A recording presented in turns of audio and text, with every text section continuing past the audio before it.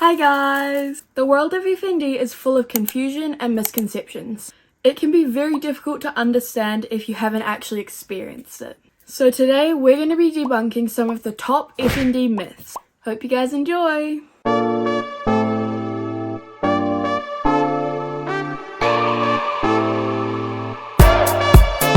Our first FND myth is that FND is caused by anxiety. My first response to this is always that my FND is not caused by my anxiety is caused by my FND.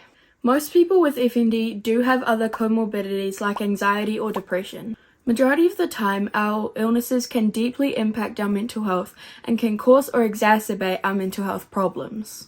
Imagine trying to go through everyday life and there's this constantly looming possibility that you could faint, or that your eyes could lock shut in the middle of a store and you're all alone, or that you could have a sudden onset paralysis episode and you have no idea when it's going to go away, or even that you could develop a completely new symptom that you've never experienced before and you have no idea how to deal with. Would you not be anxious? Our second FND myth is that we're doing it for attention. Some people actually think that those with FND are faking it for attention. Like, because there's no physical or structural change in our brain, they just think that it's simply not real.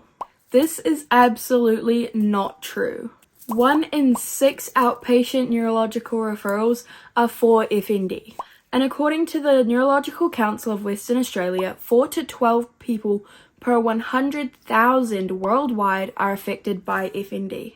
It's absolutely ridiculous to think that many people could be faking their symptoms just for attention. Like, it's pretty much a conspiracy theory at this point. Yelling F off in the middle of class, punching myself in the face, and fainting in the middle of the mall, these are all things that are so overwhelming and embarrassing. You constantly feel like you need to explain yourself or hide away, and you would literally do anything for people to stop staring at you just for existing. Our third FND myth is that everyone with FND is the same.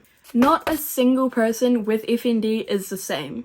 We all experience different sets of symptoms, and there are differences in how we actually experience the symptoms. For example, those who have tics might have motor tics, they might have vocal tics, they might have both. They might have swearing tics, they might have tics where they just make noises and they don't even speak. There is so much variety and different combinations that it would be really difficult to find two people with the exact same sets. We obviously also all come from different backgrounds. Like, we all have different life experiences that can impact how we experience FND. For example, those who have high financial means are able to access resources more easily than people with low financial means. Or like living in different places around the world where there might not be a lot of research going on about FND. And therefore, it's really difficult to access it because you would have to travel in order to do so. I am very lucky that I live in a place where there is an actual FND clinic that I was able to access and go to. There are other places around the world that simply do not have access to these kinds of programs. Our fourth FND myth is that FND is linear. FND is extremely non-linear. We experience differences in symptoms every single day, and we also experience different severity in symptoms each day. Like, you can be absolutely fine one day, going out with your friends and having fun, and then the next day you can be fainting, seizing, ticking. You can just be in a total flare-up. Our symptoms can also change in much shorter periods of time. Things can actually change in a matter of seconds.